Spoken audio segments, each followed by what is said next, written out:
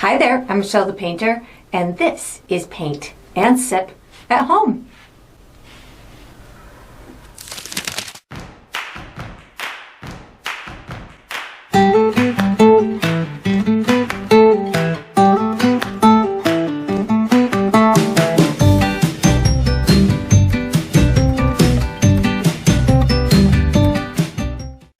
Alright, so today I'm going to be painting Spring Peacock, and I'm sipping on some cherry tea. And if you enjoy this process, I do hope that you like and subscribe to my channel, and that you also check out my Patreon page where you'll find additional painting perks. So let's get painting and let's get sipping.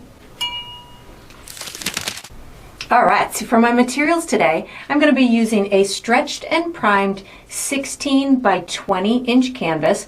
If you're painting along with me, you can certainly switch up the size, but that's what I'll be using.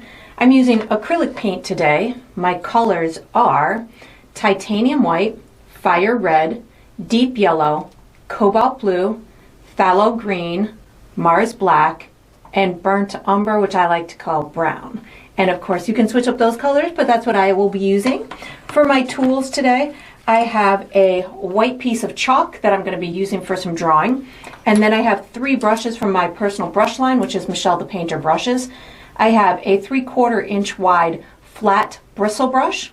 I have a number 8 round synthetic brush, and I have a number 3 round synthetic brush. And I may refer to these as small, medium, and large as we go through the painting process, or I'll just call them out by name. So those are what I'll be using. You can certainly switch yours up if you'd like to.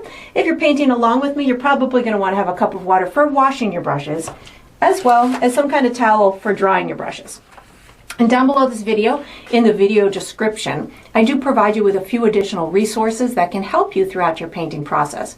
One of them is a link to my shop where you could purchase the same exact paint kit that I'm using, from the same size and type of the canvas to the same type of paints and brushes and all the good stuff in between.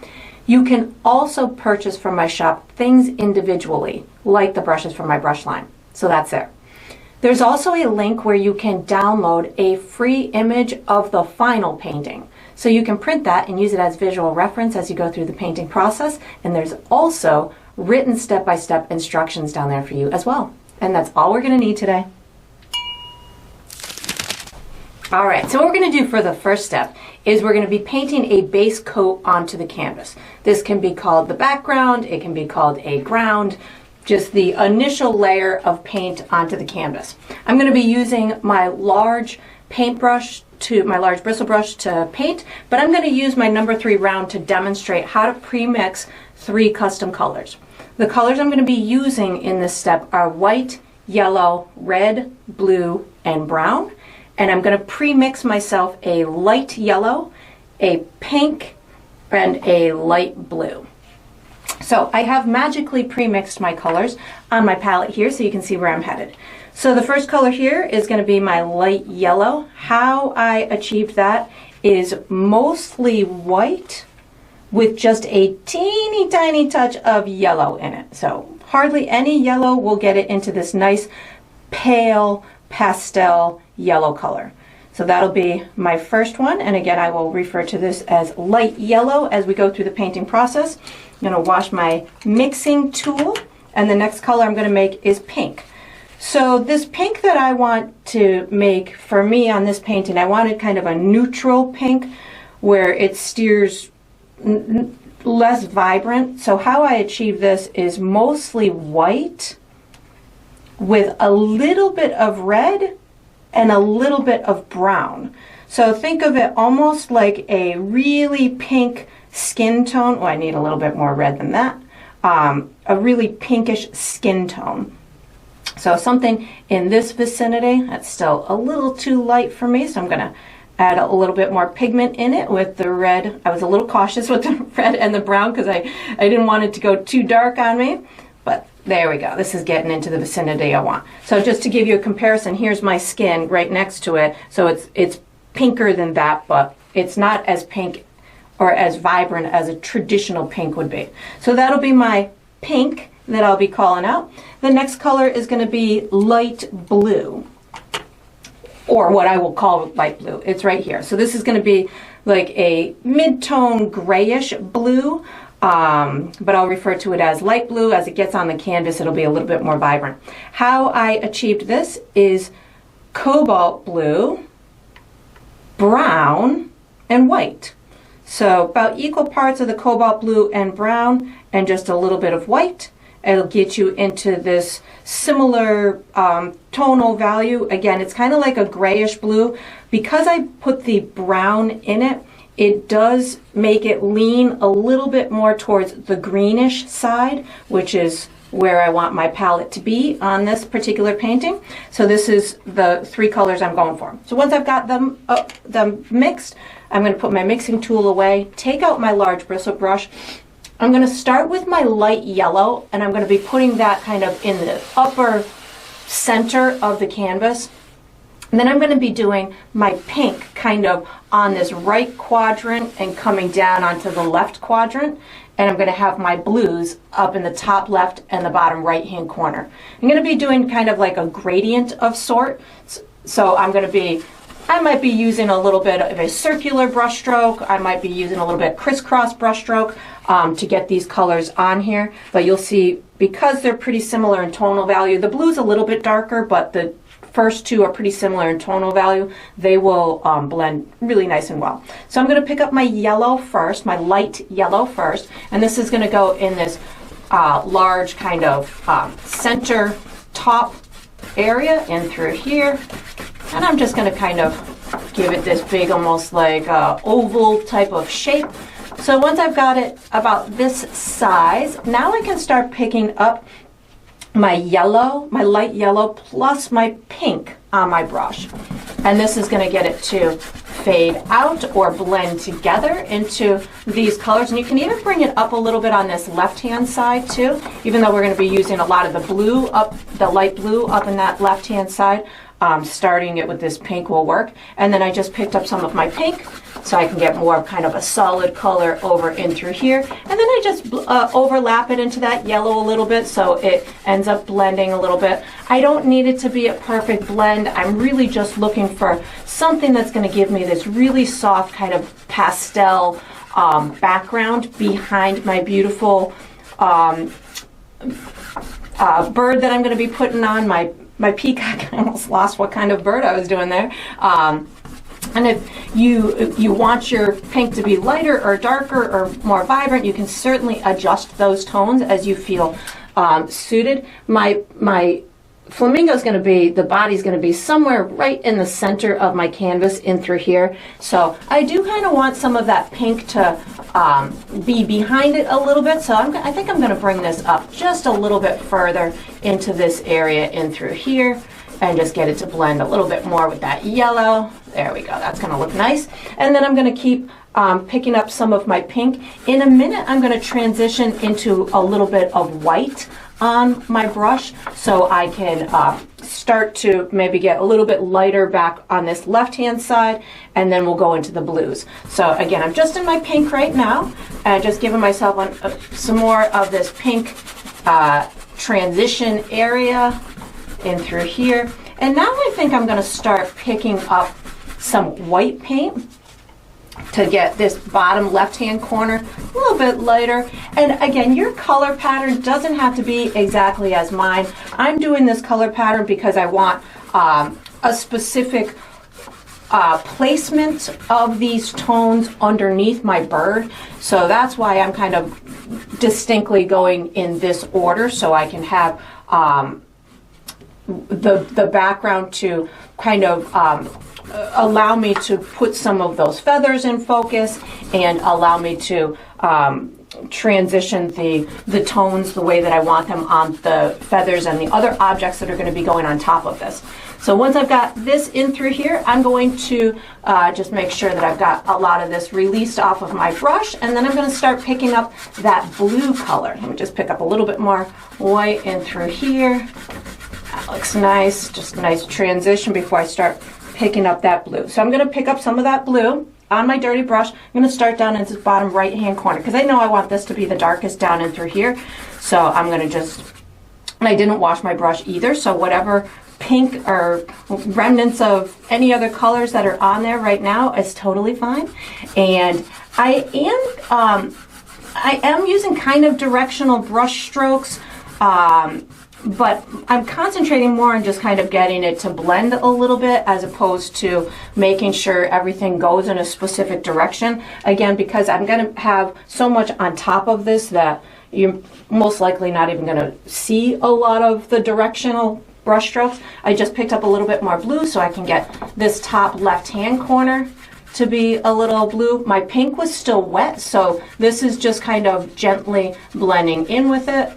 And again, you can certainly, if you want yours to, if yours was already dry underneath and you want it to blend a little bit better, you can pick up more of that pink, you could pick up more white, you could pick up a little bit of water on your brush if you wanted to, if it's already dry. I'm gonna pick up my blue plus a little bit of white to go down in this bottom left-hand corner, so it's a little bit lighter than over there.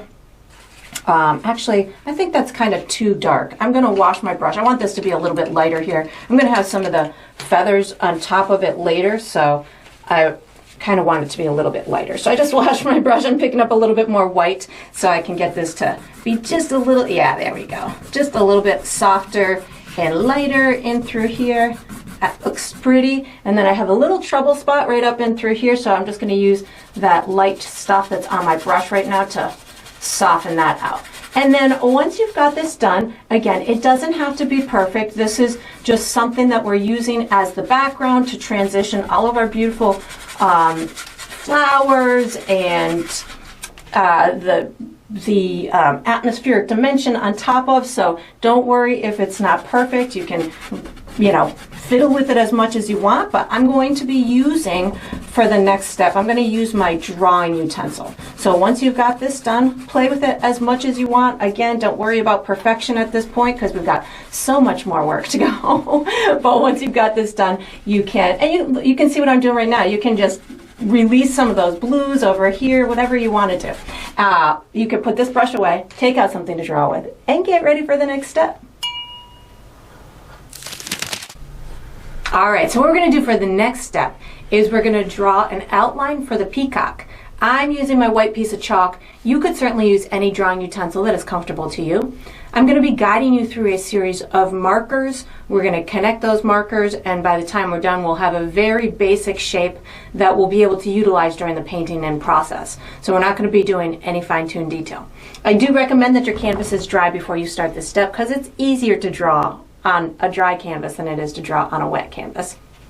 I'm going to be using my chalk, but if I go through the lighter areas and the white chalk becomes difficult for you guys to see, I might personally switch to a pencil, but you can use, again, whatever drawing utensil you would like. So I'm going to find myself and direct you guys to find the center of your canvas, top to bottom, left to right. So I've already marked mine here so I don't forget where it was. So there's the center of my canvas. What I'm now going to do is I'm going to make a series of markers that we're going to make. A lot of times when I'm doing birds, I like to do two basic shapes. One is the shape of an egg, which represents the body, and the other is a shape of a circle, which can represent the head. The pointy part of the egg will go towards the tail. I'm going to make the egg shape first, and it's going to be an elongated egg shape, but that's the shape I'm going for, or teardrop, whatever you want to call it.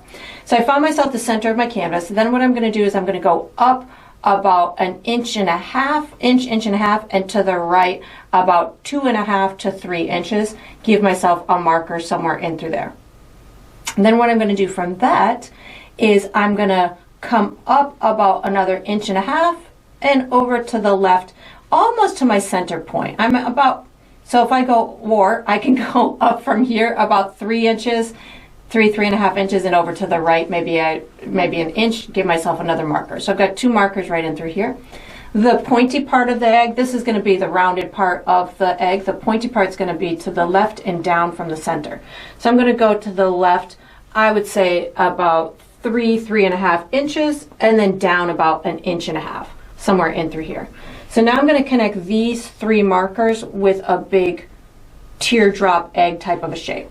So I'll take it from here, I'm going to go around like this, and then back down into here, and then over here, like that. And of course, it doesn't, you can see mine's not perfect. It can be more rounded at the top, it could be more rounded down below. Whatever happens, happens. It'll work out regardless. And then what I'm going to do is I'm going to make my circle. So my circle is only going to be about 1 inch wide by 1 inch tall. I'm going to come up from here maybe about 2 inches and a little bit to the right. That'll be the bottom part of my circle. I'll go up 1 inch, and then you can find yourself the center and go to the right and to the left about 1/2 inch. This is where I think I'm going to pull out my pencil. I feel like it might be better for you guys to see if I do this circle with pencil on that nice light background. So there you go. That's my circle I'm going to start with for my head. And then I need to connect my head to my body. So I've got my peacock kind of looking over its back. So I'm going to connect this top part of the circle right here into this side part of the oval right in through here. I don't want a super straight line, so what I'm going to do, I came out to the right a little bit, and then I'm going to take the, oops, my chalk just broke in half. That's what happens when I use new chalk. I take it out like this and curve it down and just give it a little bit of movement so it's not a super duper straight line. I'm going to do that in pencil too, because I don't know which you guys are going to be able to see better. So just take it down like that. And then same thing with the inside of that neck. So I'm going to start right at the bottom of this circle. I'm going to bring it, and I'm going to connect it right to this marker in through here. I'm going to bring it in like this and then down like that. My beak is going to come off this bottom left quarter of my circle, and I don't just want to come at a straight triangle. So what I'm going to do from the bottom of my circle, I'm going to come down about 1/2 to 3/4 of an inch, and then out to the left about 1 inch, just a little bit past that the edge of the circle. Somewhere in through here is going to be the tip of my beak. That will control you as to how large you're going to make it. And then from the bottom of this circle, I'm just going to connect this with a kind of an inside curve like that. And then at the top or the forehead, I'm going to bring this, I'm going to come from the kind of top of the circle, bring the forehead out just a little bit like that, and then I can connect this with another curve for the beak in through there. I do need to give a little bump for the top for that little crown area, so I'm just going to give myself just a little kind of bump right in through there, and then I'm going to come up from that about 1 inch, 1.5 inches, and give myself kind of a curved little ripply section like that. Then what I'm going to do is I'm going to come down and I'm going to give myself an outline, a very loose outline for where the tail is going to be. This is going to be really impressionistic, and the tail feathers are going to be flowing out into flowers or morphing into flowers. So I don't need a whole heck of a lot here for an outline, but I do, for purposes of coloring it in my base coat, I want to kind of understand where the center of the tail is going to go. So I'm going to go to the right of this point, maybe about 1 inch, 1.5 inches, and then I'm going to go up the back of this side about maybe 1 inch above my center mark, so somewhere in through here. From these two markers, I'm just going to make a wavy kind of line just to give myself, you don't even have to close it off at the bottom. This is just kind of where we're going to put a solid color. And then I need to section off the blue part of the neck, and there's also going to be a blue part of the under wing. So from this center point, I'm going to come up about 1/2 inch, and I'm going to give myself this little kind of curved line like that. That's going to be the top of the wing, and then I'm going to give myself this little sideways triangular type of shape. I'm going to come off from here, and I'm going to meet it into this guy right here. So something like that. So I'm going to take a little bit of water on one of my brushes to erase this little center line so you can see what I just did a little bit better.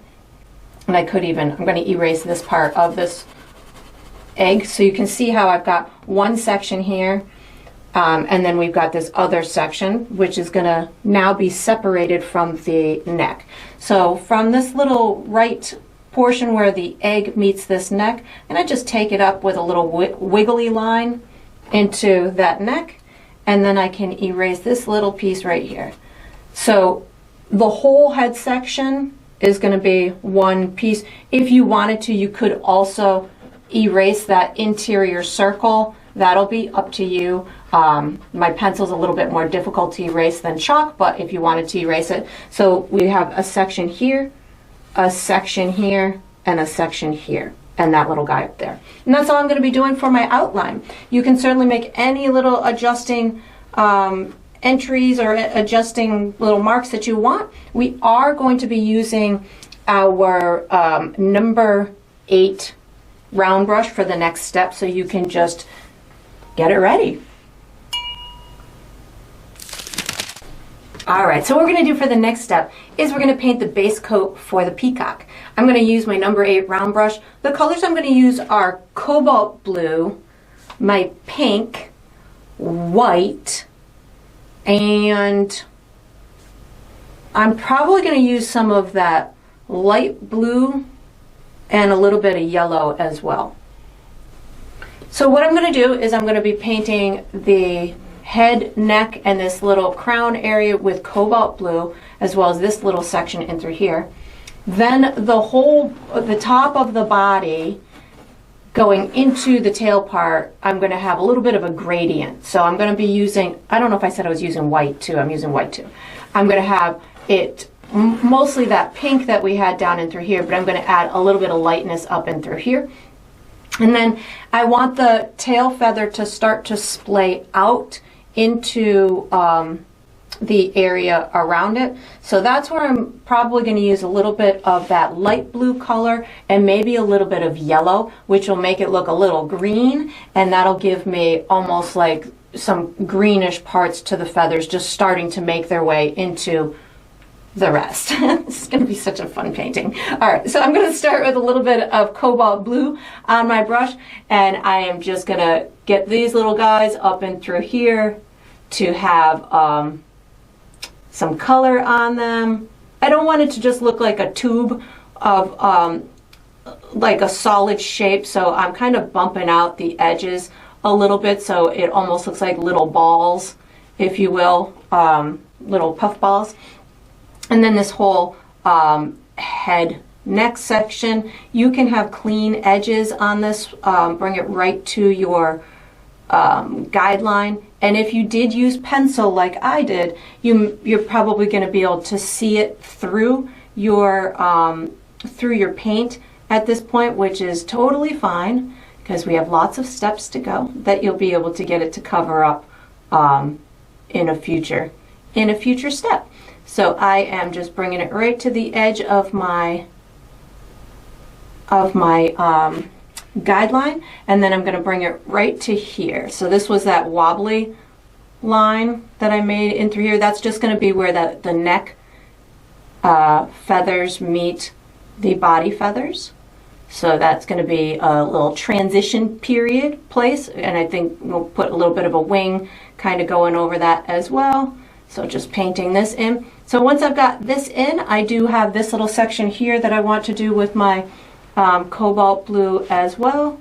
So I'm just going to take this and color in this whole section. I don't need to do anything fancy right now, just getting the paint on here, and this is going to be the base for my feathers and all of my wings and stuff. So now that I've got that on there, I do know that I want the rest to be a lighter color, so I'm going to wash my brush. Oops, I just dropped something. I heard something fall to the ground. I hope it wasn't anything too important. So washing my brush, and I'm going to do this tail part very loosely. I'm going to start with some white on the top side up and through here, and then I just grew a little bit. There we go. As I work my way down, I'm going to start introducing some of that pink. So this is pretty good for how high up I want the white to go. Now I can start just picking up some of my pink. So it's going to transition. I didn't wash my brush, so I'm just allowing them to kind of overlap one another.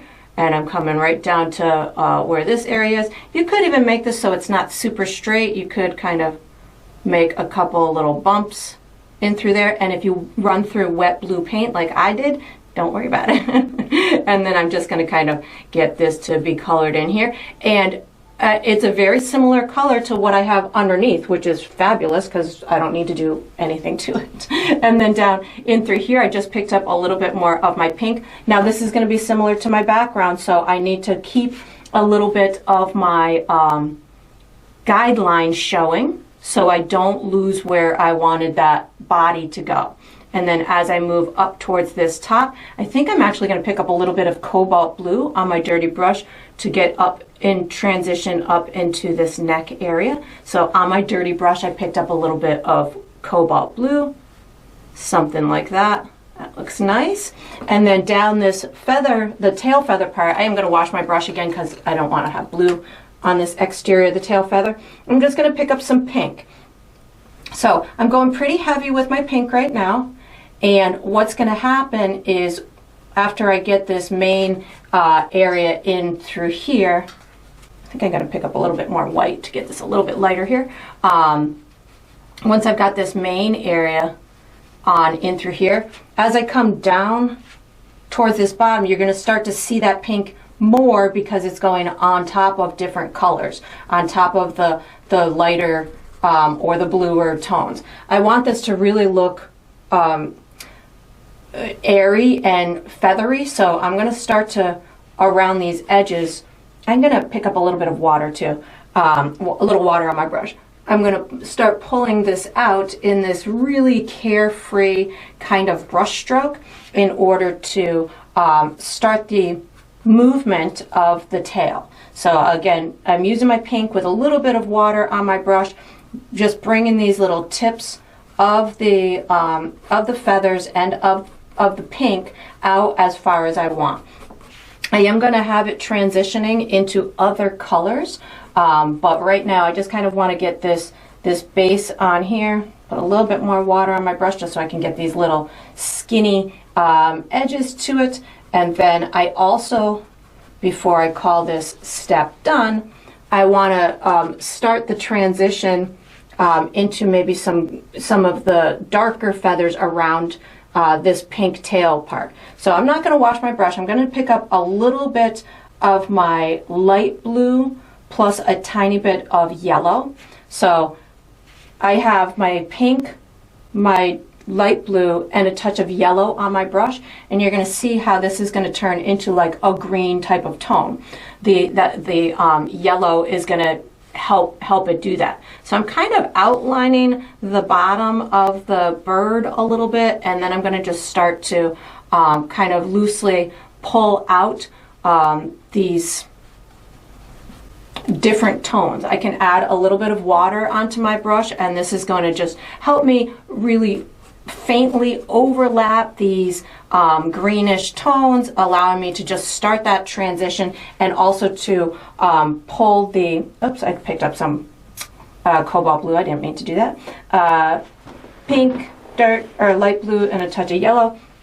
I can start that over on this side as well. So I don't want to do a whole heck of a lot. I really just am looking for something that's going to help me identify the exterior part of the tail, and allow me to start building my additional information on top of it. So I'm thinking that that's looking pretty good. It's given me a nice start to it, and maybe a little bit down below too.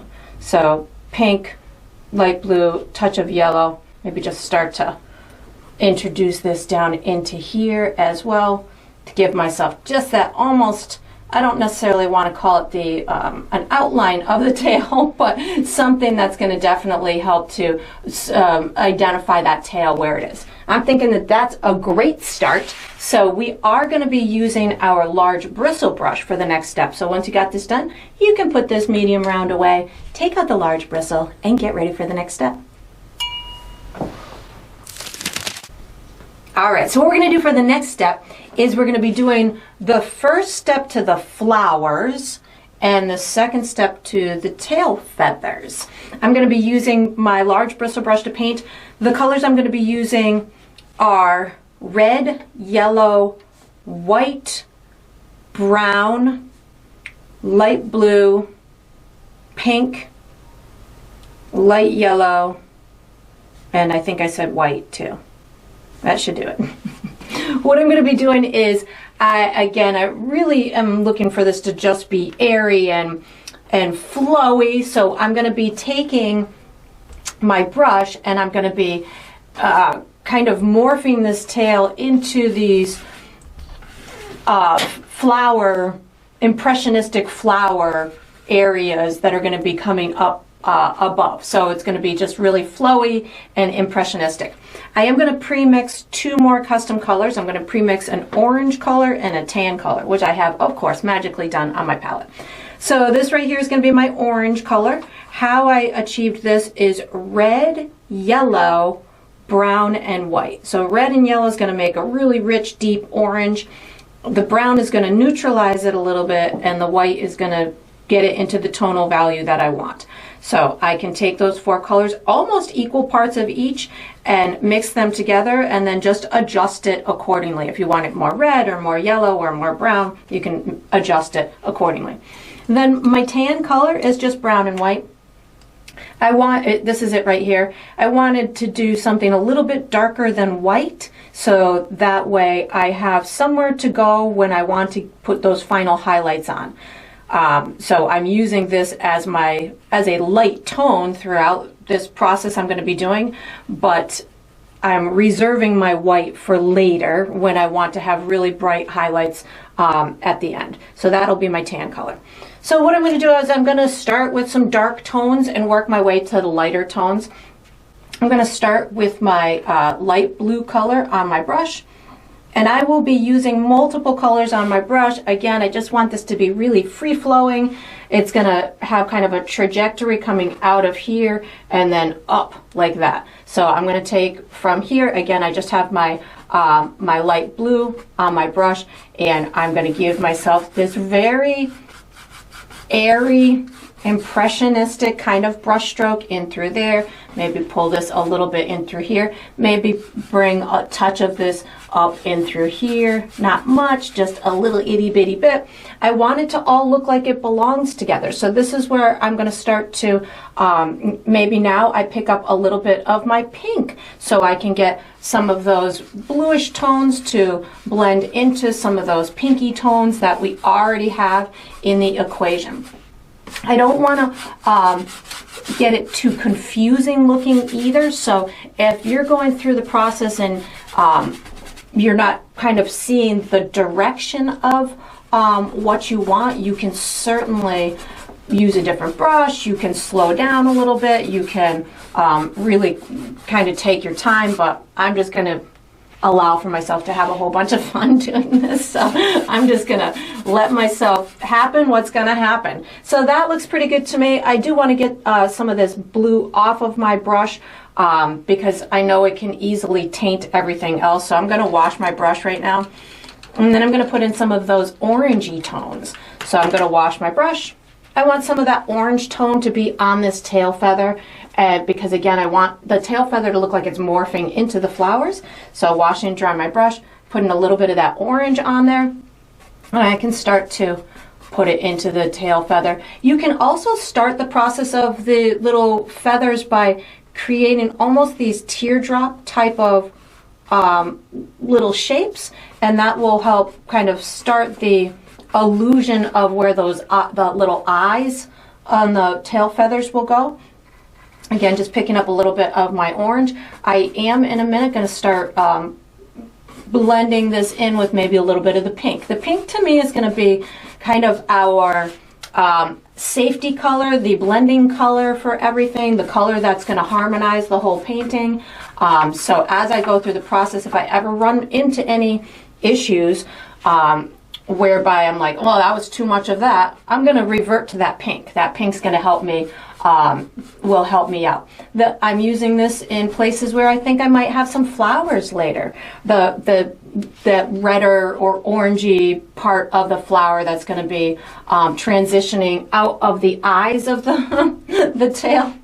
This is a fun painting that you get to just imagine things as you want. So that's where I'm using some of this orange in through here. Just kind of, maybe these are going to be the flower, you know, the tail feathers morphing into the flowers. I can, again, I'm still just using a little bit of the orange as I come up in through here. Gonna allow myself to put a couple of little dark marks up in through here.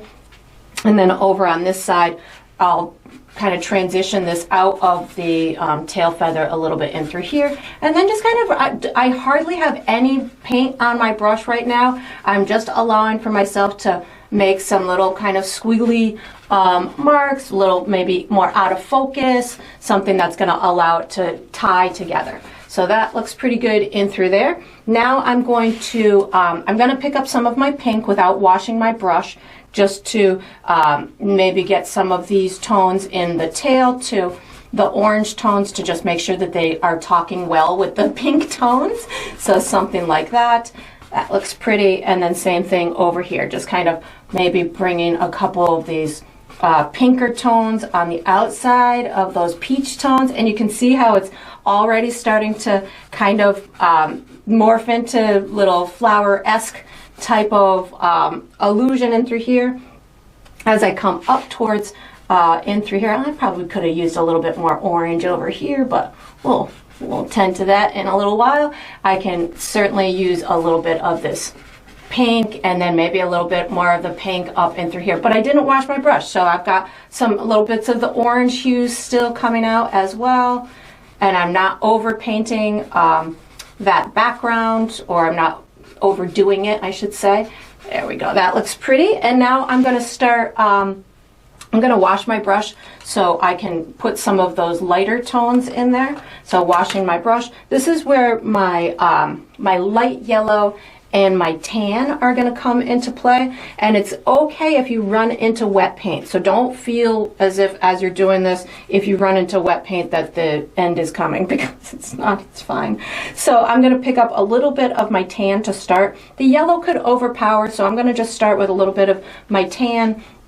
And this is where I can just start to kind of use the edge of my brush, or the tip of my brush, to start to allow for some softness throughout this tail feather. And again, I'm hardly using any paint, just allowing for some really carefree brush strokes to create the illusion of these feathers in through here. Again, I want this to kind of morph into what's going to be the flowers. And for me, when I'm thinking of peacock feathers, they really have that distinct kind of edge to them, which I will amplify in a future step. But right now I'm just trying to kind of give my information as to the direction I want all of this flow to go. Maybe I've got some additional energy coming down in through here. And again, we'll use different brushes in order to get some other effects going. But right now, just kind of allowing for this energy to work its way around my beautiful peacock, and then give the impression that it's kind of morphing into this flower type of display. So as I come up towards here, this is where I'm going to start to use more of kind of like a little bit of a wiggly motion, so I can get more of maybe little edges to petals, as opposed to the flower, as opposed to the feather tips. These, I want them to look a little bit different, like we're seeing something that's a little bit different than the actual feathers. So that's where I'm using more of like a little bit of a wiggly type of brush stroke, something like this. Just the tip of my brush allowing for that. And again, in my head, I'm thinking impressionistic. I'm thinking I don't, nothing super invasive with my brush stroke, just something really loose and fun, and giving the impression of these objects as opposed to making them be photorealistic. And then again, I can just kind of allow for maybe some little wiggle circles. It's looking pretty. And then once I've got it kind of to this point, I'm going to pick up a tiny bit of my light yellow. I think I want to use a little bit of light yellow plus my light blue maybe in through here, just to give myself maybe just a little bit more of those lighter kind of light greenish type of color. So light yellow and blue is on my brush right now. And again, this brush is just going to give you kind of that airiness to it. We will make it look much more detailed and fun, you know, like have those more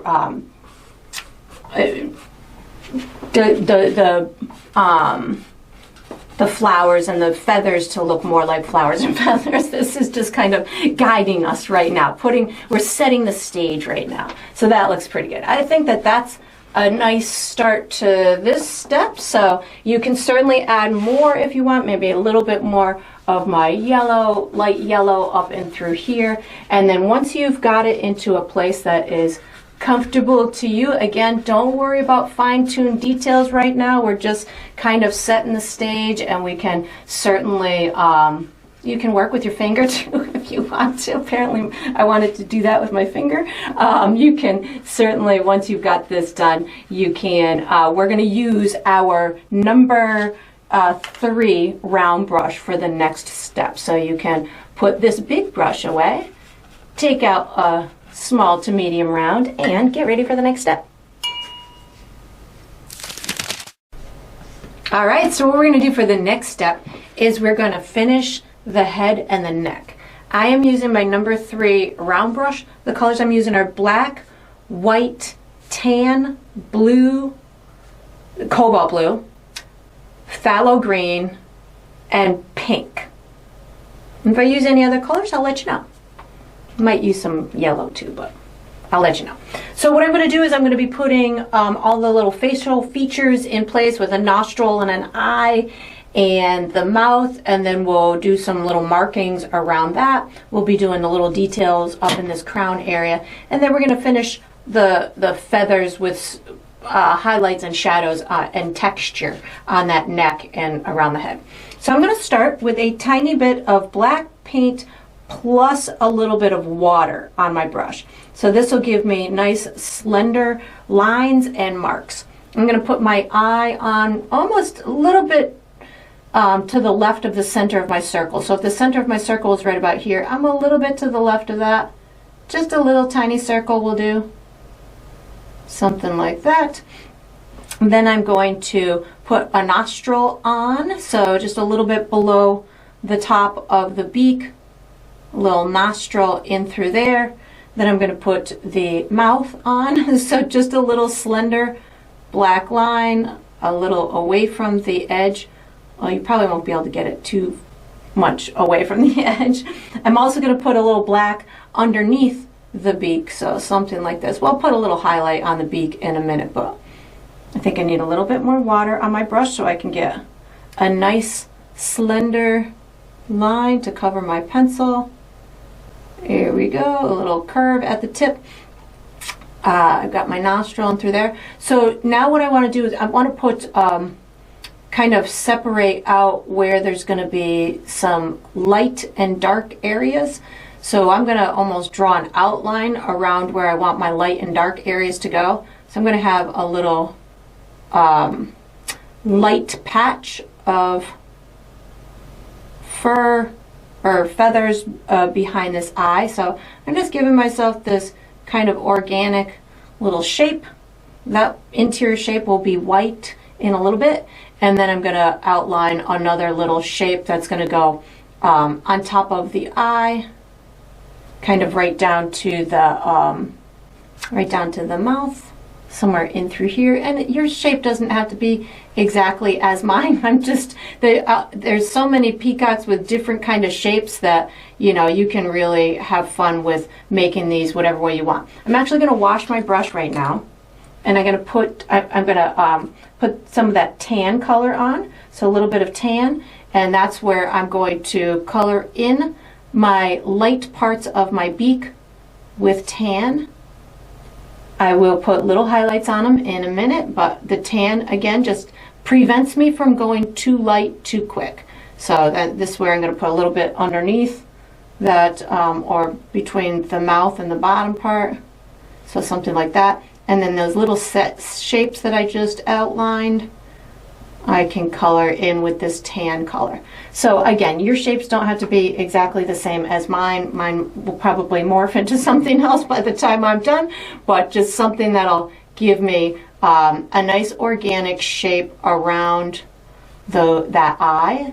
You can even pull a little bit under that eye, like that. And then if you wanted any additional little light marks, you could certainly do that. Maybe just pull this down a little bit like that. That looks nice. I'm going to wash my brush, and I'm going to pick up a little bit of cobalt blue and a touch of white. So cobalt blue and white. I'm going to put just a little kind of sparkle light spot in the eye, something like that. Just a little kind of curve around the top. And then you can pick up a tiny bit of white and put a little sparkle in the front part, something like that. I'm going to now color in this other section. I wanted to do the eye first so we could see where it was. I'm going to color in the section around it with black. So this little, I just picked up some black, and I'm just going to color in this section in through here. So that way we had a clean place to put that eye. And now I'm going to pick up a little bit more black, and I'm going to do a little shading. So I'm going to take this whole section behind this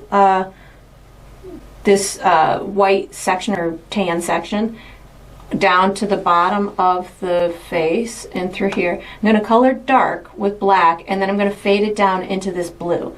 So I've got it pretty dark in through here, and then I don't want it all to go black, black, black on me. So I'm going to start to pick up a little bit of my cobalt blue to start the transition.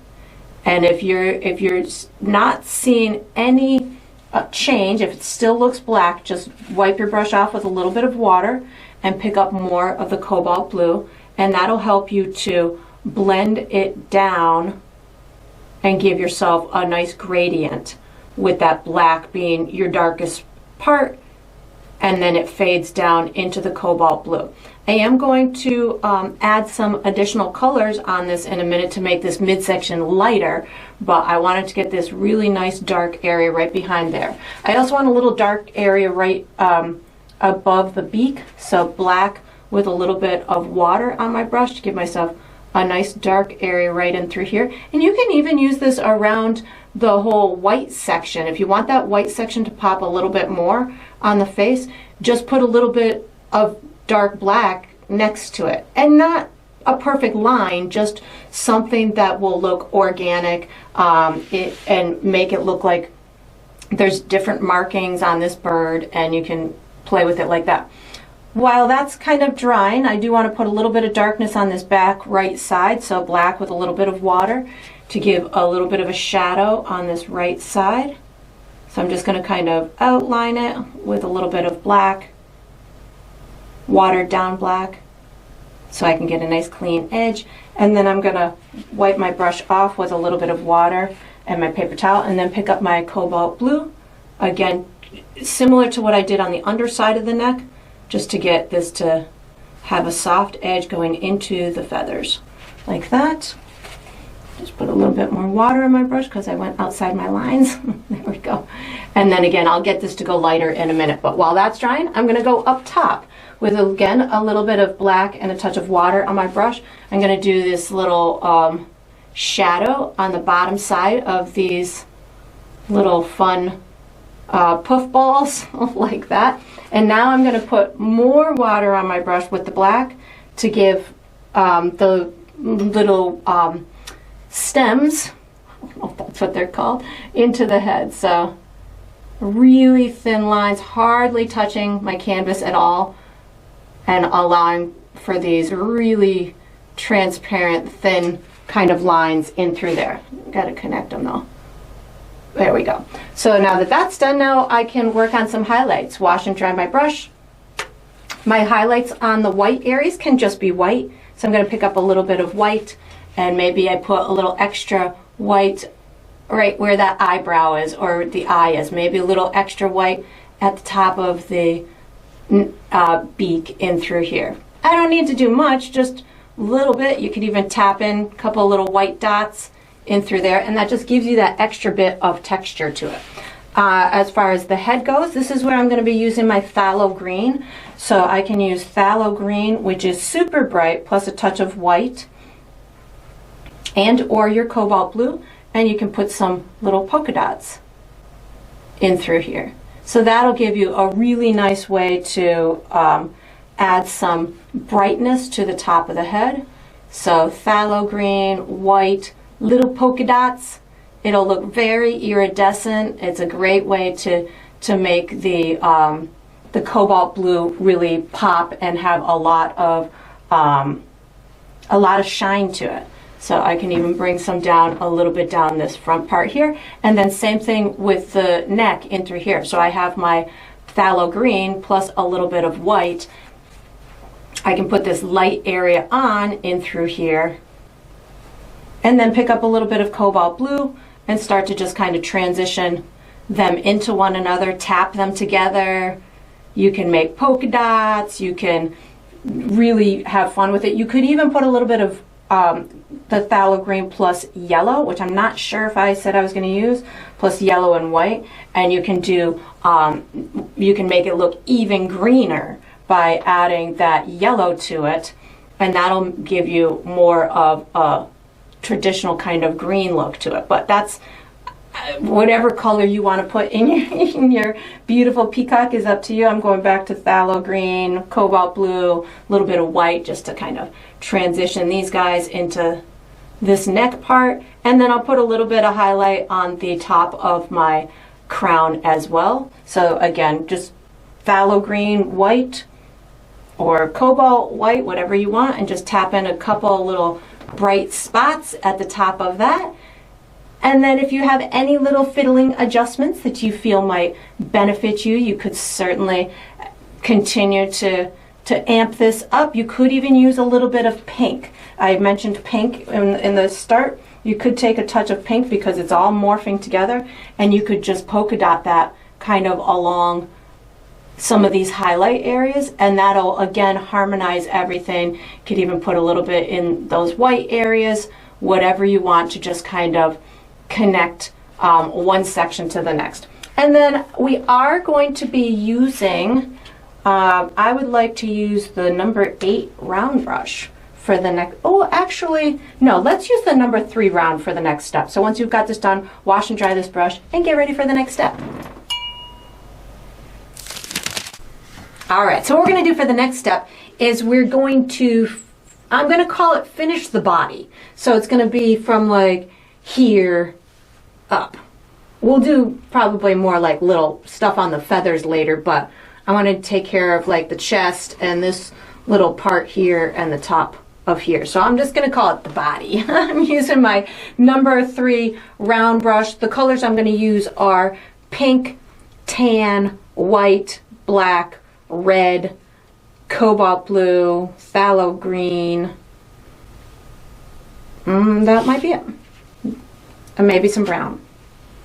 So what I want to do is I want to put lots of colors in this little piece here so it complements this section up in through here, as well as says transitions itself into these colors here. So we're just going to put a bunch of colors in there. With some dimension on the body, we're going to make the body darker, a little bit darker underneath here, and then we'll put some detail onto this whole top of the shoulder back area. I also want to pull some of this light color down in through here a bit more too. So I think I want to start with this little piece in through here. I don't know if I said I was using black too. I'm using black too. A little bit of black, a touch of water on my brush. I want to kind of give this appearance that this is being shadowed by this guy right in through here. So I'm going to take this thinned out black and just kind of give myself this kind of shadowy area in through here. This is where you could, if you hadn't already given yourself a couple of little curves in through there, you can do that. And then you can take this and then just pull it down with a little bit of water in your brush in these like streaky type of brush marks. And this will help us establish the little shadows between those feathers. I do want down here to be really dark, so I'm going to pick up more black for down in through here. And I'm also going to pick up some red. So this is where I want to pick up a little bit of red so you can see the transition of colors from that exterior part into here. So just allowing for even just these subtle little hues to pop in here and there is going to tie all these colors together. So I just put a little bit of water on my brush to clean up these edges. Now I have a darker tone on my brush right now. I can use that with a little bit of water to give myself a little bit of darkness under this belly, make it look a little bit darker than this top side. So I love using the remnants on my brush to help with these little glazes and things of that nature along the way. While I'm here, I want to put a couple of lighter feathers on there. So this is where I'm going to pick up a little bit of my phthalo green, cobalt blue, and a touch of white. Phthalo green, cobalt blue, and a touch of white. And I can just add these little subtle streaks in through here to just give myself, again, tying it to the upper colors. And if you wanted to make it even lighter, you could add, of course, more white to it. So I just picked up a little bit more white.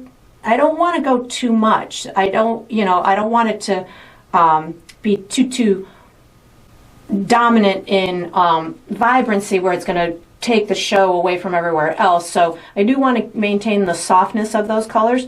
So if you need to, you can pull in a touch of your tan on top of it. So I just picked up a little bit of tan because the tan is kind of a neutral type of tone. And you can just use a little bit, maybe a little bit of water on your brush, and that'll give you just a touch of a highlight without it going too light on you or too vibrant. You can even put a glaze on top of that tan on top of anything that you've done to just lighten it up a little bit without making it too bright. So once I've done that, I'm gonna kind of clean up in through here. I don't feel I need to do much in through there, so I'm just gonna pick up maybe a touch of my tan plus my light blue. Did I say I was using that? Tan plus light blue, just to clean up this little guy in through here. Make sure it transitions well with both sections. This bottom section, a little bit more water on my brush. I really like to use water, or you could use liquid medium or whatever as a help when it comes to blending, because it allows me to thin out that paint and just smooth it and bring it down as far as I need to. And then up here, just picking up a little bit of my cobalt blue just to get these two to transition just a little bit more. And if your tonal value was too close in here and you can't see the difference between the two, you can always wash your brush and pick up whatever you got in behind there, which is your light yellow and your pink, and you can almost just lightly outline your bird so you can have just a tiny bit of a more drastic tonal shift between one area to the other. So you might need to lighten up one or darken up the other in order to see it better. So that works for that. So I'm going to just move on up in through here. I'm going to pick up a little bit of my tan color to pull down these this area. I want to pull down further down the back. So I'm going to pull it down, maybe down in through here. And again, now I'm thinking curved bottom edges to the feathers. So as I'm doing these directional, or putting the paint on, I'm kind of going in a directional type of way with my brush, just because in my head I'm realizing that as we get further on through the process, these are the type of things that will help me put more detail into it. Down in through here, it's going to be more feathery, so I'll just kind of start pulling this in this direction. That looks nice. And then if it's not transitioning well enough into this pink, I can always just pick up a little bit of that pink with my tan and then just get it to transition with both of the colors on my brush at the same time. So that brought this lightness down just a little bit further down that back. And then on this right hand side of the body, I want that to be darker than what's going to be on the top. I'm going to pick up a little bit of white. Hold on, let me just get this to blend up in through here. There we go. Needed a little bit of white on my brush. So down this right side, that's pretty good of the color that I want, but I want it a little bit deeper and darker. So I'm going to pick up my pink plus a teeny tiny bit of brown paint. So this is pink plus brown, and this is where I can again utilize that kind of curved brush stroke in order to show some edges of those feathers. So again, pink and brown is what I'm using down in through here, and I'm going to just transition it up into that lighter area. So I'm going to just pick up more of my pink right now to get this area, and then once I'm about in through here, that's when I'm just going to start picking up white on my brush and allowing for these to merge together in a pretty soft kind of way. I want there to appear to be a couple of little edges to the feathers in through here, so I can pick up a tiny bit of my tan plus brown, and I can accentuate, I'm going to put a little water on my brush too, accentuate some of these edges of these feathers. So just these curved marks in through here, nothing drastic, just little itty bitty bits to explain to the viewer that these are the tips, and it transitions into this section in through here. And then on the top side, if I want those there to appear to be some little tips up there, hold on, let me just put a little bit more of these darker brown marks in through here so we can really see it. As I go up towards the top, now I can start using tan plus white, and I can use that as the bright part on the tips of the feathers. So tan plus white, especially white up top in through here, that's going to give me that nice brightness up at the top of the bird for that light source that's up above. It's going to allow the viewer to kind of see some of that detail. And you can, as you come down this tail part in through here, you can start picking up some of the beige as that light tone on the tips of these feathers. And then once you've got this done, you can certainly do more if you want to, or less if you want to. And then again, this is just a transition into the pink. I am going to be using my number 8 round for the next step. So once you've got this done, make any little fiddling adjustments that you feel might benefit you. Like I just put a little bit more of my red on my brush, and maybe just a little more beige. You can make any little fiddling adjustments. You can put this brush away, take out the number 8 round, and get ready for the next step. All right, so what we're going to do for the next step is we're going to put I'm going to call them the eyes, the feather eyes, and the flower heads in place. I'm going to be using my number 8 round brush to paint, but I am going to whip out my number 3 round brush to pre-mix one more custom color. So the colors I'm going to be using in this step are light yellow, pink, and orange, and I'm going to pre-mix myself with those colors a peach tone, which we'll be using as the color for this process. So I have magically pre-mixed my peach tone.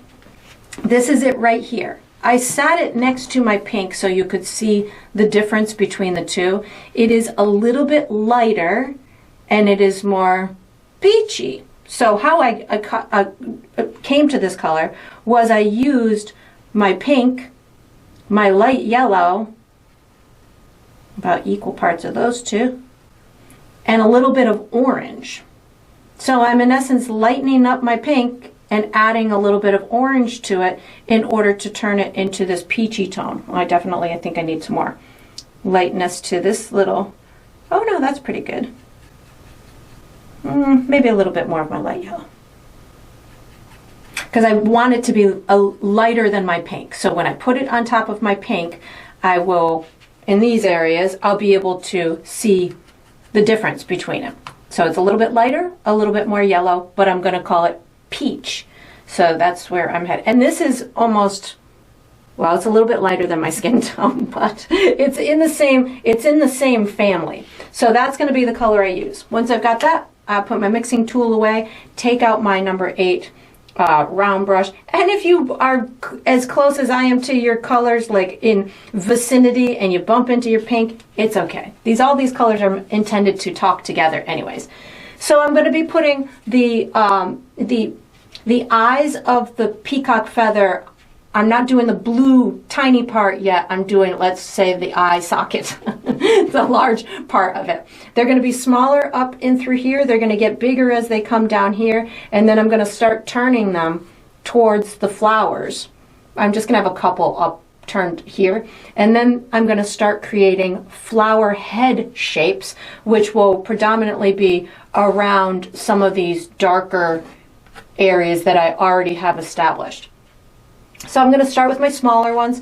I've got my peach color on my brush, and I'm going to just kind of maybe make a little one in through here, a little one in through here. So it's just a kind of an oval type of shape that gets a little bit bigger towards the bottom of it. And you don't have to make them in exactly the same position that I'm making mine in. Yours can be much bigger, they can be positioned differently, whatever works for you. You can overlap them on top of stuff you've already done, because we'll be doing a lot of more information on top of those anyways. But I think the primary kind of goal is to get them to go bigger and bigger as they come down towards the bottom of the canvas. And I like to make mine pretty organic, so I don't want them for me to look all exactly the same, or that they're all looking at you perfectly. So when I get up into here, these ones might become more elongated because we might be seeing them from the side. So just, you know, if you can kind of play with stuff like that in order to give yourself more of a variety, then it will look a little bit more natural. As I kind of come up towards here, I'm going to look for a couple of light spots and just put the eye of the feather kind of going up there, and it could be hidden. It could be partially hidden behind some other stuff. So don't feel that, you know, maybe you just see the sliver of it. As I come down here, again, I'm going to get bigger and bigger. I've already see that I've got some areas well designated, so I can take this and just kind of use what I have. I got one right here that I could use. So if you've already got some spots established like I do, you can certainly utilize those, use those to your advantage. You could maybe see a part of one. So as I'm getting into here, maybe there's one tucked underneath here, and I'm just seeing just a little piece of it in through here. So you know, it doesn't have to be exactly that perfect shape. It can certainly have pieces of it. You can see I'm getting bigger and bigger as I come down here. Maybe now I start to just kind of see pieces of it instead of the whole thing. And again, when you allow yourself the freedom to get them to overlap, get one to be a little bit bigger or smaller than the other, that's going to make it look more natural. As I'm coming over towards this right, I'm going to start turning them so they're starting to turn in that direction. So I'm going to put one maybe in through here. And again, I know that I'm going to want, I'm going to just kind of put this one, like we're going to see just a little piece of it. I know that as I come towards this right side, I want them to start turning into flowers. So I'm going to have to get that to happen in a minute. And I've got some smaller ones that I want to kind of get to show up in through here. There we go. And now I'm going to start maybe one or two more in through here. And again, you can see I'm starting to turn them. This one in through here, maybe this is going to be part part feather, part flower. This is maybe where it starts to morph into the flowers. So as I'm coming over here, now I'm thinking flowers. So instead of having a full rounded shape like this, maybe now I start to have more of maybe like a cupped type of a shape where I've got, you know, maybe petals at the top. Maybe that looks pretty like that. As I come over here, I'm thinking maybe, you know, maybe I've got it more rounded. Maybe I don't take away all that orange center. That orange center could be the inside of the flowers. So as I'm doing these, I'm looking for these orange spots that I already have established, and I'm going to use those as kind of my jumping off point for these flowers. I will later kind of put more stuff in through here, but if you find it like I feel that's kind of vacant right now, I'm just going to take my brush and swirl in a couple of these marks in through here just to start that free flowing in through there. That was a little bit too solid of a color. And then coming up in through here, again, I'm just peaching. I'm just using the peach color, and now I'm going to I'll start wiggling my brush a little bit more to imply petals as opposed to the eyes of the flowers. So again, just using kind of what happened in that first round of making those marks with the bigger brush. I'm looking for those orange spots, and I'm saying, okay, I can use this as a flower, and I'm going to just allow myself to put some of that peach color along the outside, allowing for that interior. You could even use, let's say, you could use one of these dark areas as like the shadowy bottom side of it. And just kind of wipe that away so I can show you what I mean. I'm going to pick up a little bit of orange just so I want to show you what I meant by that first. So I'm picking up orange even though I didn't say I was going to pick up orange.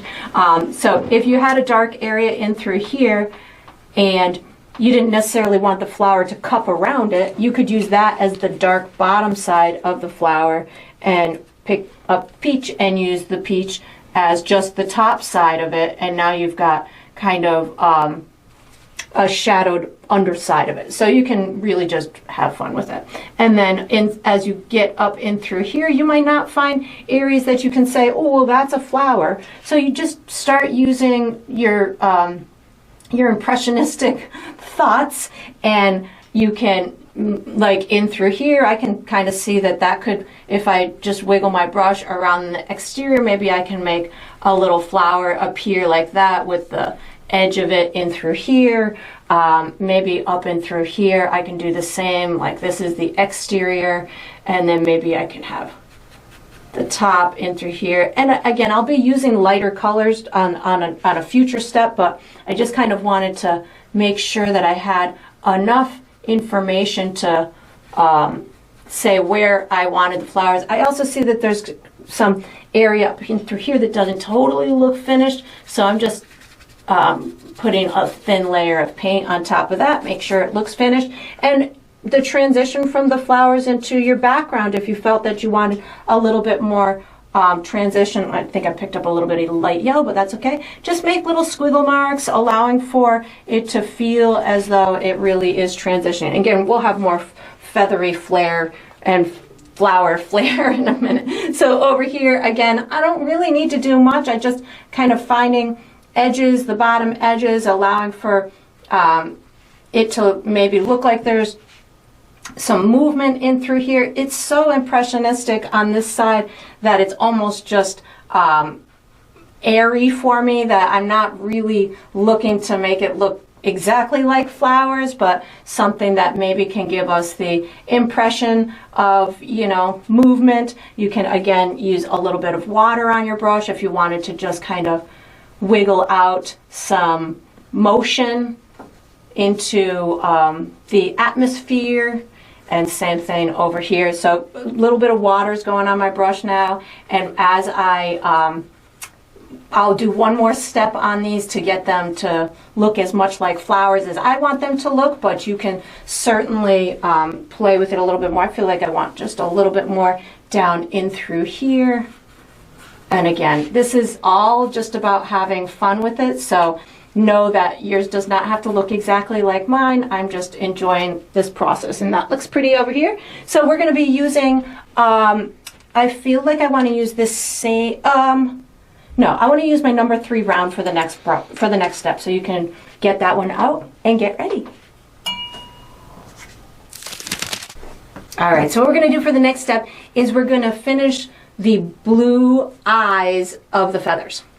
I'm going to be using my number 3 round. The colors I'm going to use are cobalt blue, phthalo green, white, and maybe some yellow. And maybe some black too, but I'm not sure about that. So I'm going to start with some cobalt blue and a little bit of water on my brush just so I have it just a little bit thinned out, so I have some good control here. I don't want to put this too heavy because I want it to dry pretty quickly, because we're going to do one pass of the cobalt blue into the areas that we want, and then we're going to come right back and put details on it. So I'm using a little bit of water in my paint, so it's going to be pretty thin on the canvas and it'll dry pretty quickly. So wherever I have these designated kind of teardrop shapes, I'm going to put the blue eye is going to be about half of that area towards the pointy part of it, or towards the body of the bird. So for instance, this one in through here, I don't need to bring it all the way to the back or to the point, but I can give myself this area of blue. And it doesn't have to be a perfect circle. It can be bumped. It can be perfectly round. Whatever your painterly eye needs you to do, do it. So something like this. And I like to do mine messy because I know that for me that feeds my painterly eye. But if you need yours to be perfectly executed, then you'll probably want to go a little bit slower than I'm going. As I come over here, I do know, again, these are intended for me to look like they're morphing into the flowers, so I'm going to find a couple of spots to maybe just add just a little bit of my blue in through there, and that'll help to sell the story of it morphing into the flowers. And then again, I'm just kind of going through in through here and allowing myself to use a thin layer of paint again, so it dries quickly, but it helps steer me and start these. I don't want it too watery, but let me kind of clarify that. If it's too watery, it will take a long time, but I'm using just a little bit of water to thin it out, so it's a thin layer, so that way it will dry quickly. I don't need it to be, I don't need the blue to be its full intensity yet, so this is again just kind of starting me off, and you can see I'm just kind of flying through here, allowing for myself to put them in place. And they're all kind of different shaped simply because I'm going in different directions. Some are going to be bigger. Of course, these bottom ones should appear bigger because the I made my feathers down here bigger, so that would make sense if the eye looked to be a bit bigger. And again, as I'm coming towards this right hand side, the feathers are going to morph into the flowers, so I'm aware of that. And as I'm coming over here, I'm going to start to maybe tell that story a little bit. So I've got another one in through here, and then maybe this one just kind of is part of that. You could even put a little bit of your blue maybe inside one of these flowers, so something like that, as if, you know, that flower is turning from one of these, from, oh, I like that. I'm just going to do that everywhere now. And you could even, you know, hide or kind of put the edge of one of these, you know, just carrying that blue, that cobalt blue elsewhere. So that'll, again, tie everything together. Maybe you need just a little pop of it over in through here, like we're just kind of seeing the edge of that one, and that will bring it up. So now that I've got that, now I want to start adding my little extra special stuff to these eyes. So I'm going to wash and dry my brush. I'm going to start with a little bit of phthalo green and white. So you can pre-mix it. I'm kind of pre-mixing it a little bit on my brush or on my palette, just spun them together. I'm going to do the top side. You could really have fun and do a whole outline. This is going to be however, whatever kind of color combination you want. I'm just going to kind of do the top side of the eye with it. And when you're doing these, what I was finding, or what I find when I look at peacock kind of color variations, these eyes, like this peach in between, could be, the blue part can be separated from the green part with another color. So just know that they don't all have to follow an exact pattern. It's going to be wherever you want to take this pattern to be. So I'm digging this color because I feel as though it really brings it into the spring realm, and it will help to complement my flowers that I'm doing. So you can, again, bring it into whatever place that you want. Once I've got this green, well, this green is really exciting me. It happens every now and again when I'm painting. I see a color, it's like, oh yeah, that's the color for me. Peach is one of my happy light colors, because I usually like rich, darker colors, but peach is one of the colors that really excites me, and I'm finding this light teal color lately has been exciting me too, as I get into the spring summer paintings and I've got this color on my palette a little bit more. I'm like, oh yeah, I like that a lot. It's happy. It's a happy color. It also brings me back to 1982 when teal was the most popular color ever. So once I've got that, and now I can start adding maybe a couple of little light marks. So this is where I'm going to use, I think I'm going to use I want to just use yellow and white on my brush. I could use light yellow, but I want it to be a little bit more vibrant. So I'm going yellow and white, and I'm just going to kind of do a little pop of this, maybe in between the blue and the green, just kind of a little pop of color. So I'm doing these details because I want it to be really springy tone and have these exciting pops of color to it. You could really make yours much more subtle. You could make yours with much more intensity, wherever, again, your visual preference is. But you can see right now I'm just kind of popping through and putting this yellow plus a touch of white in between where that green and the blue hit. And now I want to put kind of like a darker spot for the within the center of it. So I'm gonna start with just the cobalt blue, and if that doesn't bring it dark enough, I might add a touch of red too. Yeah, I think I'm gonna go blue and red. So blue and red I'm gonna use together to make kind of like a dark tone for the eye of the yeah, that's gonna look nice. So this is blue and red, and it's making kind of like a deep violet type of color, and I'm using that as my dark, so it's complementing the deep tones that were on that underside of the wing.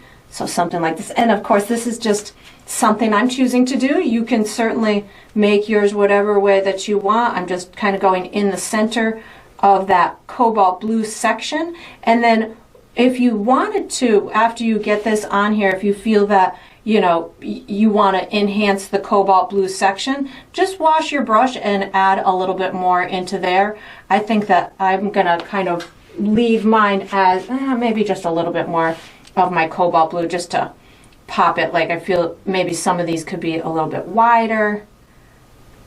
You know, you can have as much fun with it as you want. So once you've got it on there, then you can start laying the paint on a little bit heavier and adjusting those tones if you want them darker or lighter or brighter, and you can keep playing with them. But once you've got it into that spot, we are going to be using the number 8 round brush for the next step. And if you want to add any more, feel free to do that, or make them bigger, whatever works for you. And then you can put this brush away, take out the I'm like, I want these ones bigger. Take out the 8 round and get ready for the next step.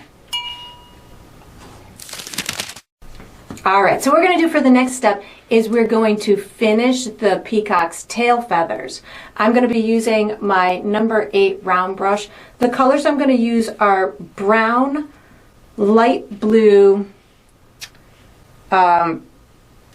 peach, light yellow, probably some white, and some orange.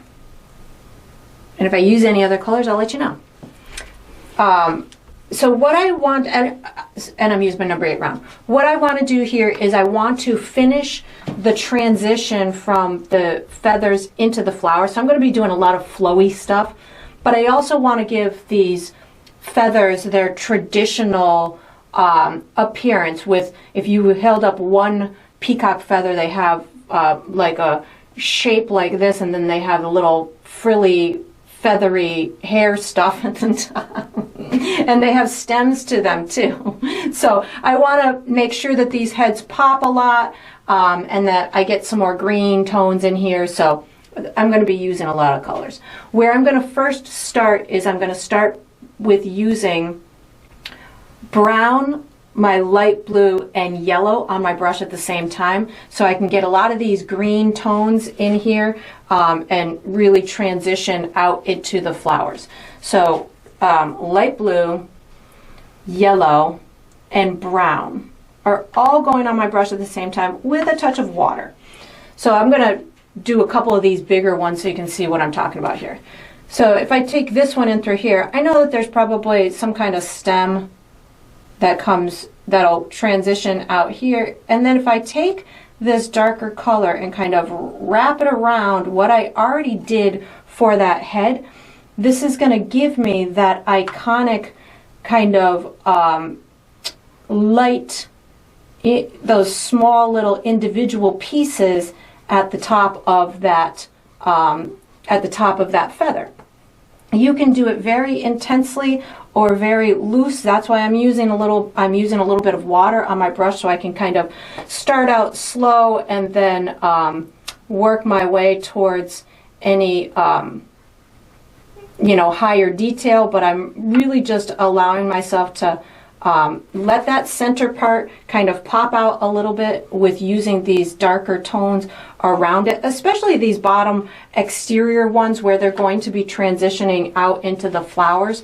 And I want the viewer to be able to see these as well. So, and if it's too green, add a little bit more blue. If it's too blue, add a little bit more yellow, whatever tone you want. It doesn't have to be exactly as mine. I'm just using what's making me happy. So I see a top right in through here that I don't want to lose, so I just kind of allow for that to overlap a little bit.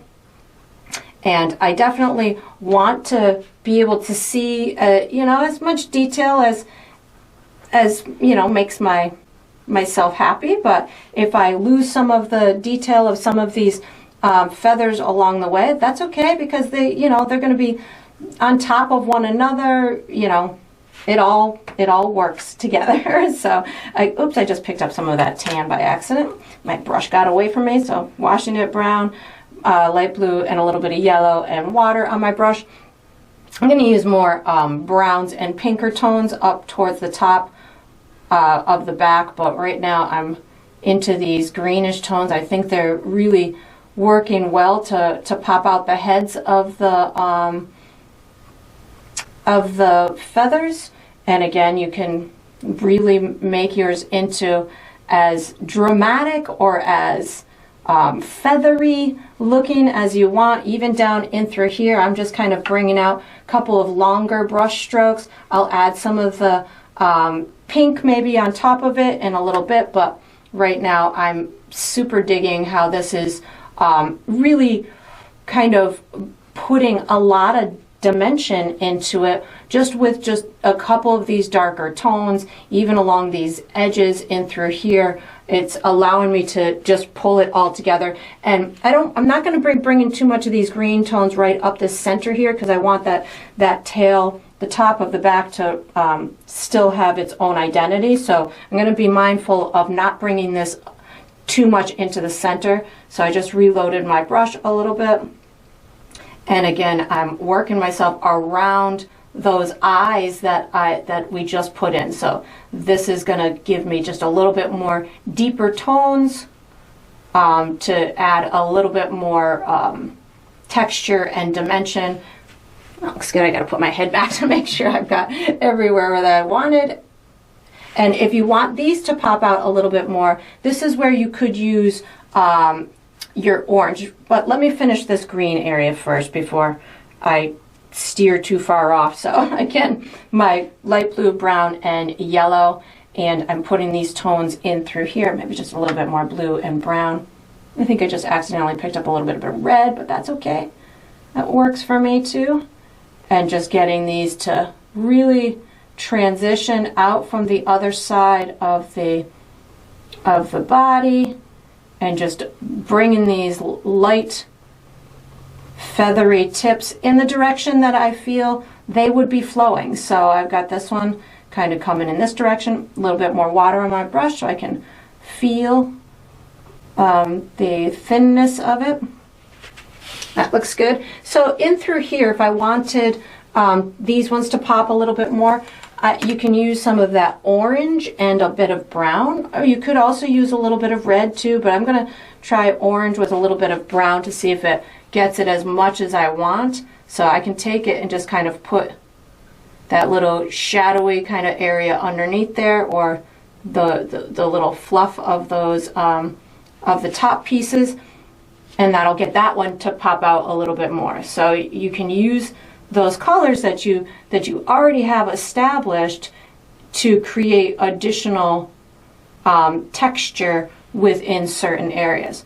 And once you've got that darkness in there, if you've lessened the fluffiness of it, you can just bring in streaks of, say, the peach, or maybe a little peach and yellow, and that can maybe add a little bit more brightness to these guys in through here if you wanted, or whatever you feel would benefit you to just kind of pop in any of those little details that would bring it into a place that is pleasing to your eye. So if you're coming along this side here, I just picking up a little bit of my light yellow, and you can even pull down these little individual pieces on top of here. So if you want that airy, really stringy kind of look to the edges of these feathers, you can certainly accomplish that. You just need to have those darker tones underneath, and then you pull out these really individual kind of wispy edges to these feathers. So right now I'm in my light yellow with a little bit of water on my brush, and this is allowing me to take and just add these beautiful little tiny edges. You could even amplify the head of, or that little eye part if you wanted to, but this is allowing me to put the appearance of those little tiny individual hairy kind of feathers that are on the exterior of the feathers that are iconic. So you can keep keep doing that as much as you want. I feel like I'm in it and I'm loving it. So I'm gonna do just a little bit more on these guys before I move on. Maybe just lighten up these. And this is the trouble. It's once you start doing something you like, it's like, oh, I just want to keep doing this one task. Can't we just do this all day long? And you could if you wanted to.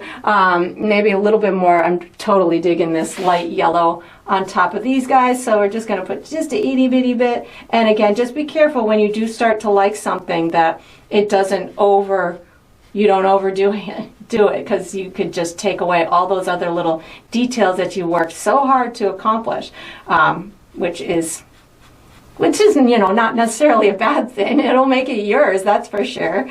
But as I go through this, I'm consciously trying to say stop. So I'm going to pick up a little bit of that light yellow plus I'm going light yellow plus a little bit of pink right now. Get just a couple of these guys in through here to have just a little bit more oomph on them. There we go. And fill in a couple of these spaces just a little bit more. There we go. And sometimes you just, you know, keep layering, layer. So I'm digging that. I am going to I want to pull some of these movement out into here so it looks like it all really blends well together. I'm picking up a little bit of that dirty greenish color just on my dirty brush, just so I can kind of transition it under this belly into here, because I didn't feel like it was connecting really well. So I just want to get that to look like it is morphing. That was my whole intent here. So we're going to give all of this some additional movement with whatever dirtiness is on my brush right now. I love using a dirty brush because it connects my colors.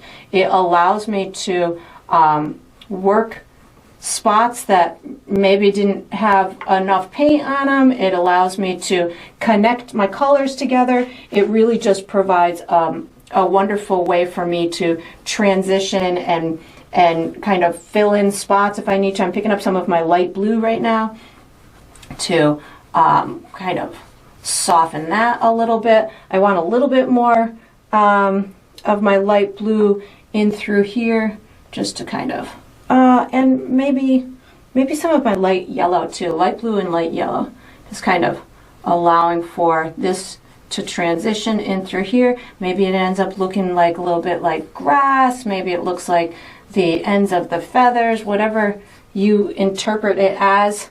And that's transitioning nice to me. I am going to pick up a little bit more orange too, because I feel as though it just kind of stops abruptly here. Maybe just kind of give myself just a couple of little soft notes of it in through here, so it doesn't feel as though it just stops. Okay, and then it'll transition up into these guys, up and through here.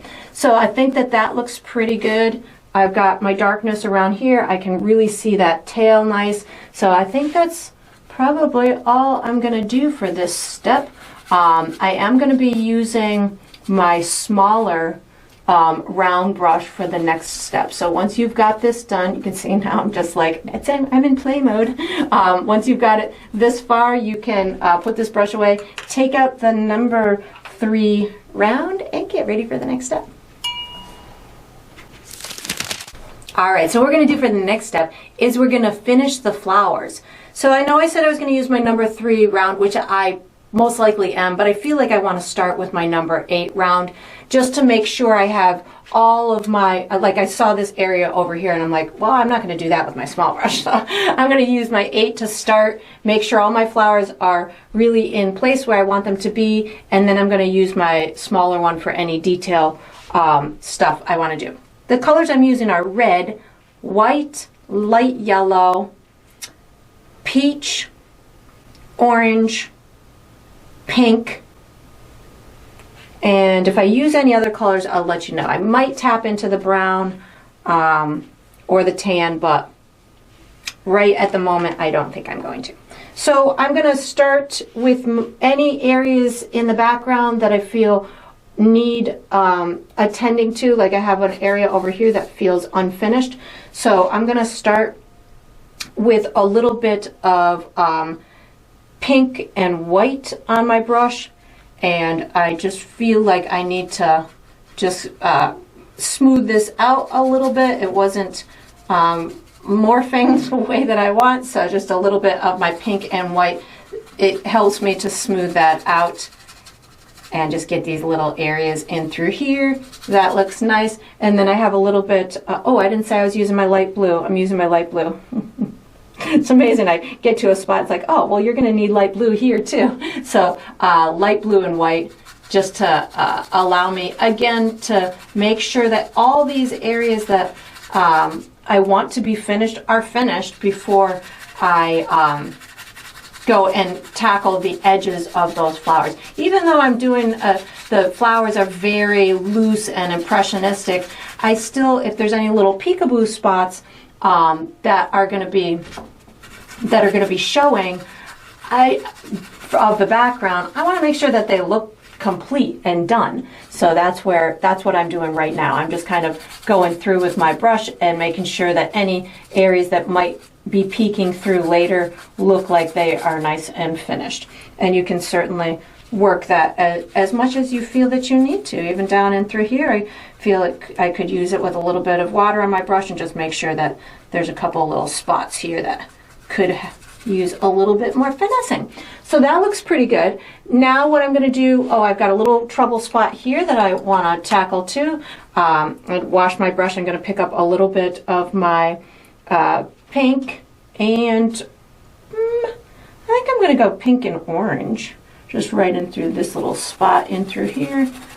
Just kind of using the side of my brush as a little blender.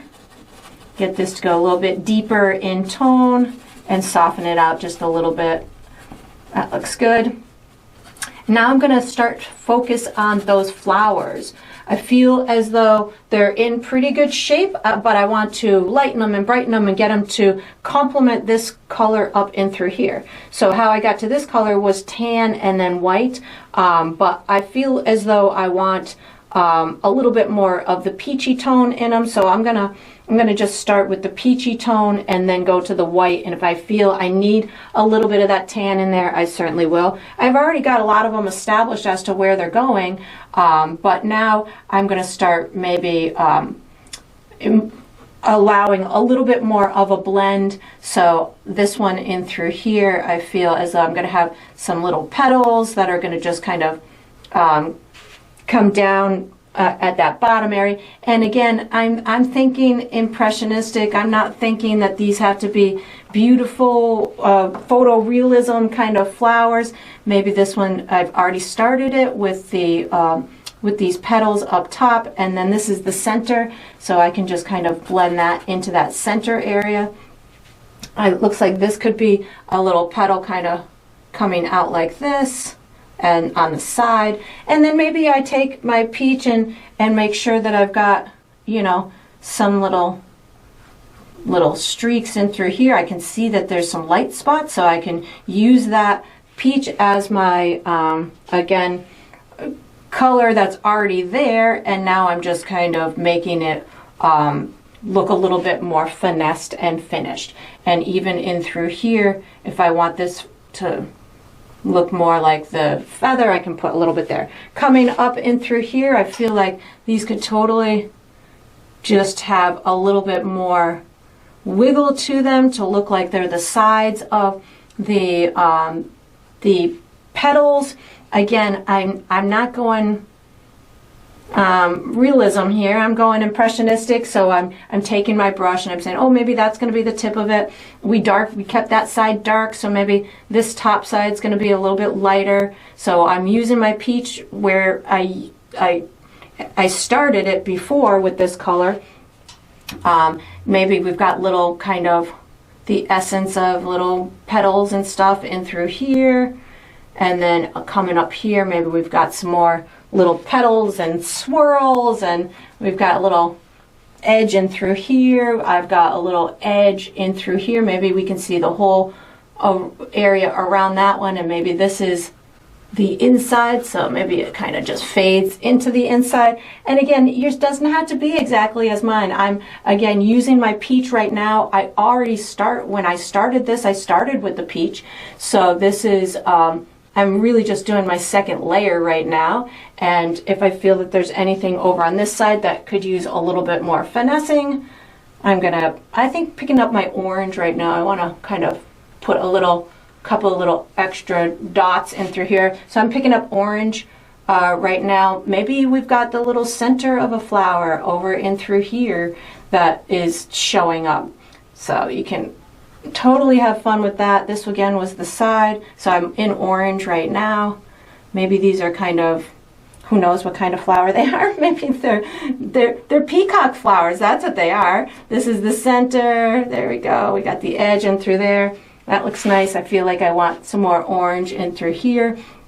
So again, have fun with whatever you want these flowers to morph into. I'm using the orange as kind of the either center of the flower or the exterior edge of the flower. So maybe this is the exterior of this one. So I can put a little bit of that orange. Oh, I've got a little bristle stuck to my canvas. I'm gonna get it. There we go.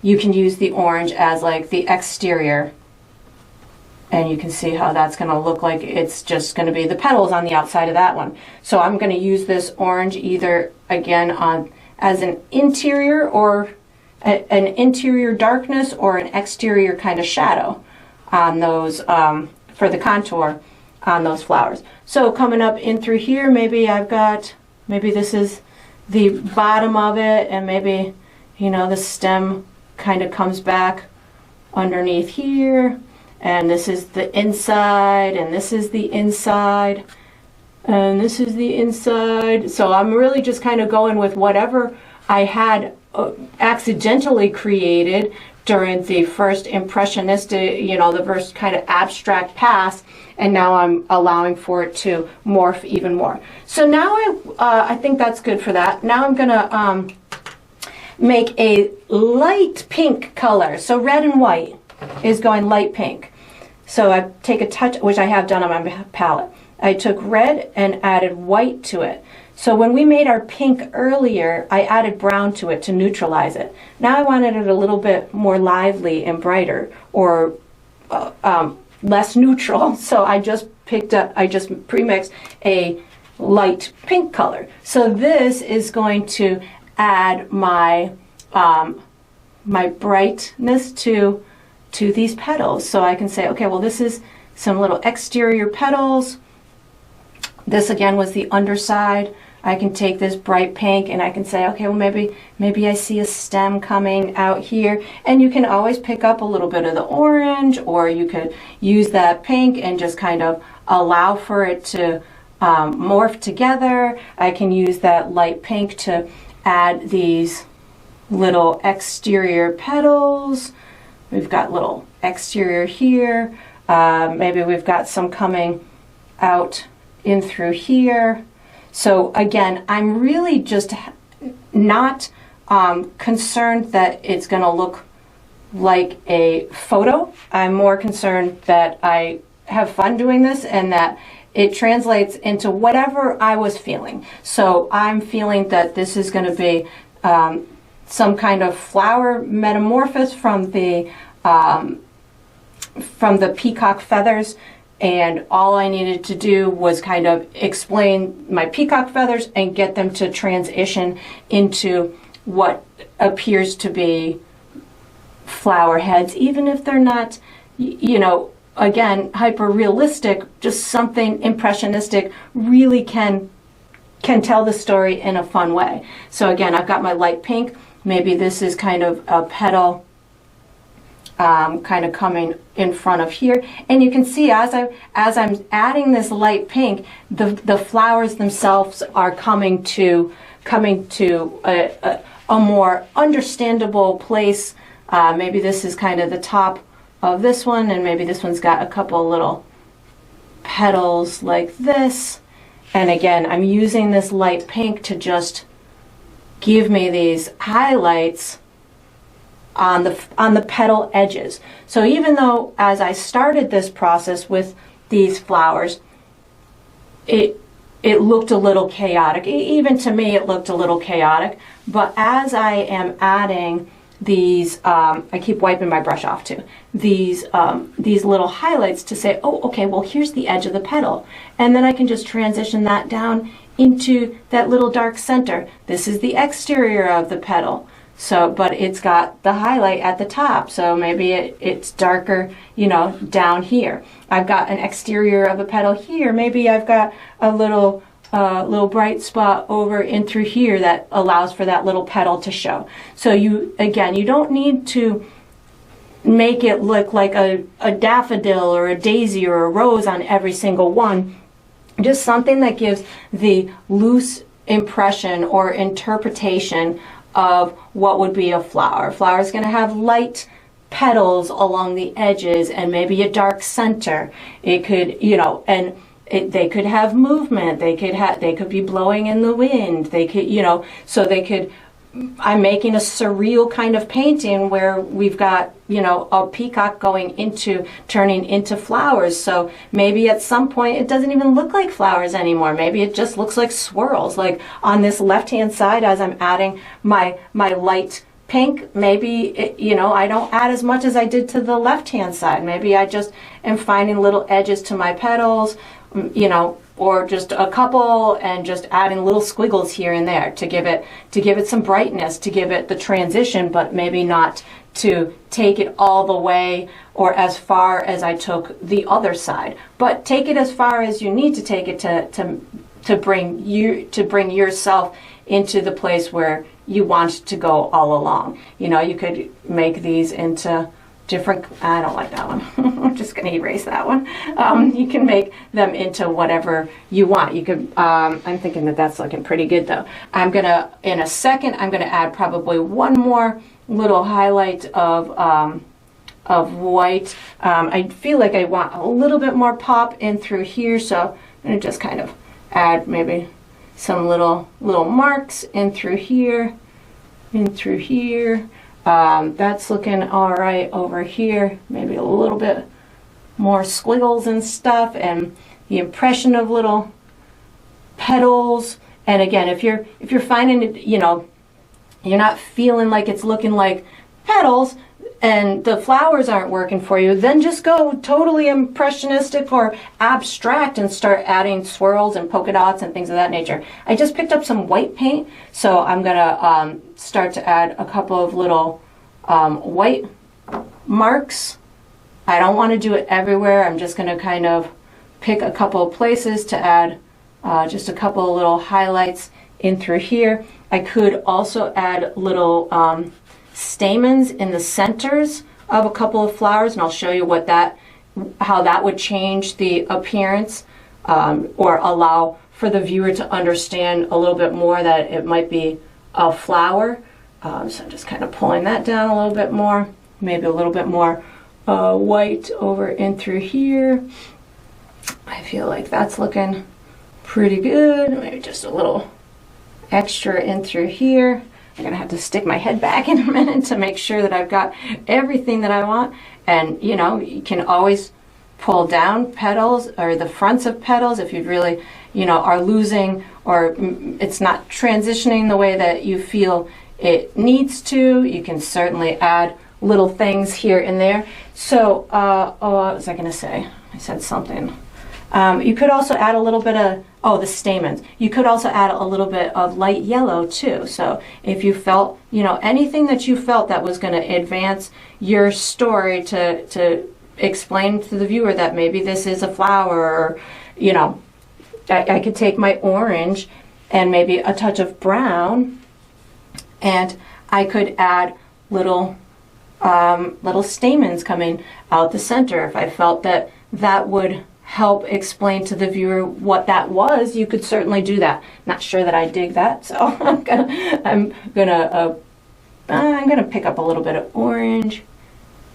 You know, you could give more distinct kind of petals, but whatever you feel like. I feel like I want this to, there we go.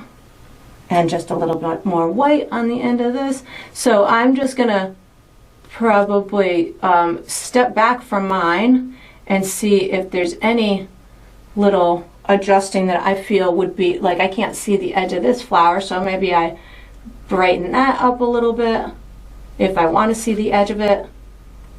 And then I would just fiddle from here on out. So as I'm doing this, I'm using a lot of the pink and the white to provide me with these little exterior petals and highlights on those petals, just to give them that illusion.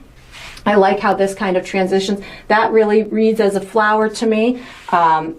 So if you find one that really reads the way that you want, you can certainly emulate that look in other ones. If you feel like you want to add a little bit more to the tips or anything like that, it's all going to be wherever your comfort is at this point. So I just want this one to be more of like, I'm feeling like I'm getting to this one. I got it. There we go.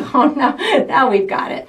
It was a little distracting for me on that one. There we go. And then this one maybe a little bit more light pink, bringing it into this vicinity. And then you just fiddle with it after this point. Once you've got your flowers in place, if there's anything additional that you feel, again, would help tell your story of them being a flower, you can certainly add little highlights here and there like I'm doing.